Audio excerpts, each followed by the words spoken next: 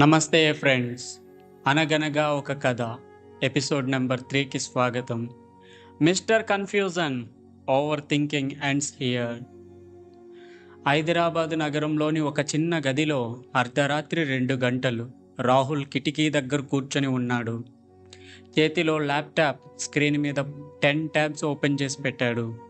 Best career options, how to choose passion, government job preparation, ఇలా ఎన్నో. కానీ ఒక్క నిర్ణయం కూడా తీసుకోలేదు.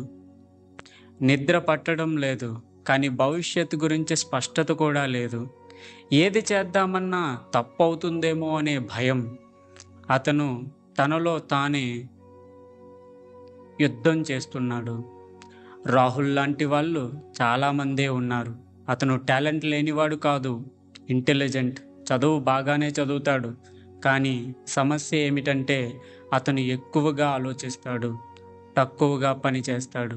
ప్రతి ఆప్షన్ గురించి ఎన్నో రిఫరెన్సెస్ పెడతాడు, 100 వీడియోలు చూస్తాడు, కానీ ఒక్క అడుగు కూడా వేయడు.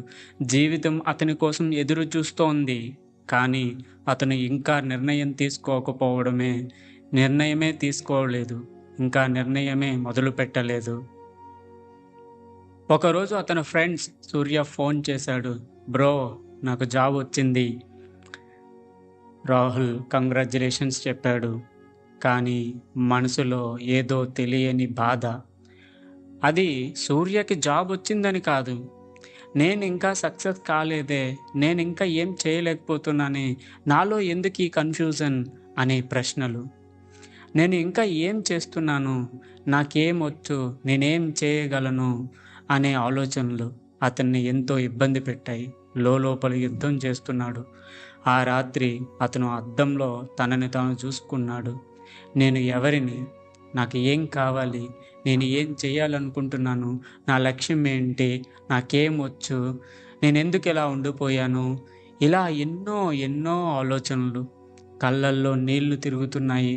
ఒకవైపు భయం, మరోవైపు అసంతృప్తి. తన మీదే తనకు నమ్మకం కోల్పోతున్నాడు. ఇలా ఎన్నో రకాల ఆలోచనలతో అలా ఆలోచిస్తూ ఆ రోజు నిద్రపోయాడు. మరుసటి రోజు ఉదయం పార్కులో ఒంటరిగా కూర్చున్నాడు. అప్పుడు ఒక పెద్ద ఆయన అతని దగ్గరకు వచ్చాడు. ఎందుకురా జీవితం మీద ఇంత గంభీరంగా ఆలోచిస్తున్నావు అని రాహుల్ను చిన్నగా అడిగాడు. సార్, నాకేం చేయాలో అర్థం కావడం లేదు అన్నాడు. ఆ వ్యక్తి కూర్చున్నాడు. నీ పేరు రాహుల్.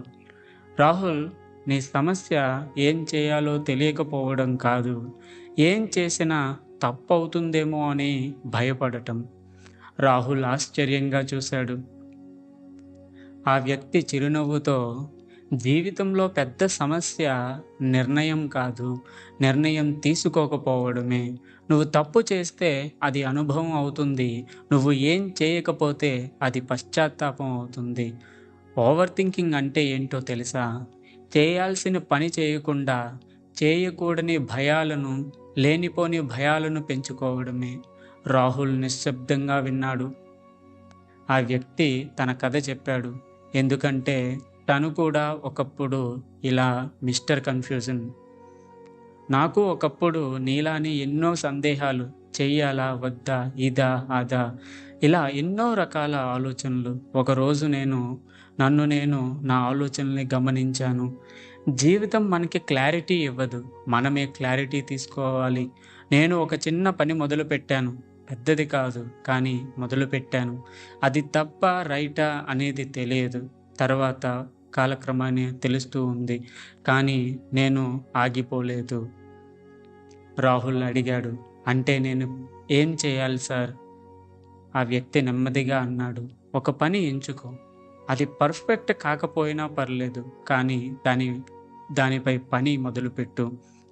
నీ జీవితం గూగుల్ కాదు, అందులో అన్ని ఆన్సర్స్ ముందే ఉండవు. నీ అడుగులే నీకు మార్గాన్ని చూపిస్తాయి. ఆ మాటలు రాహుల్ మనసులో బలంగా ముద్రపడ్డాయి. మొదటి అడుగు. ఆ రోజు సాయంత్రం రాహుల్ తన ల్యాప్టాప్ ఓపెన్ చేశాడు. ఈసారి యూట్యూబ్ కాదు, ఒక చిన్న కోర్స్లో ఎన్రోల్ అయ్యాడు. ఇది రైటా రాంగా తర్వాత చూద్దాం, కానీ నేను మొదలు పెడతాను. ఆ రాత్రి అతను ప్రశాంతంగా నిద్రపోయాడు. ఎందుకంటే అతను మొదటిసారి ఆలోచించకుండా, అంటే అతిగా ఆలోచించకుండా చేయడం మొదలుపెట్టాడు. కొన్ని నెలల తరువాత రాహుల్ జీవితంలో ఒక స్పష్టత వచ్చింది. అతను ఇంకా పర్ఫెక్ట్ కాదు, కానీ ఇప్పుడు అతను మూవ్ అవుతున్నాడు.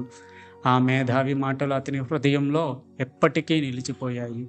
నీ జీవితానికి దారి చూపేది నీ నిర్ణయాలు కాదు, నీ చర్యలే.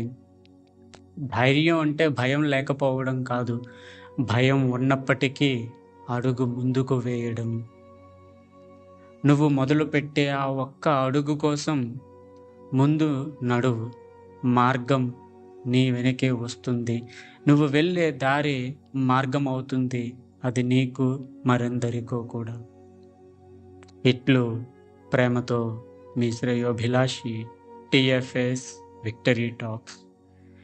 మీరు కూడా ఇలా అతిగా ఆలోచిస్తే, లేదా మీ కథ కూడా ఇలాంటిదే అయితే కామెంట్స్లో కామెంట్ చేయండి. అలాగే మీ కథ మరో కొందరికి స్ఫూర్తిగా నిలుస్తుంది అని అనిపిస్తే తప్పకుండా కామెంట్స్లో చెప్పండి. అది ఎంతో మందిని ఇన్స్పైర్ చేస్తుంది అని భావిస్తున్నాను. Thank you.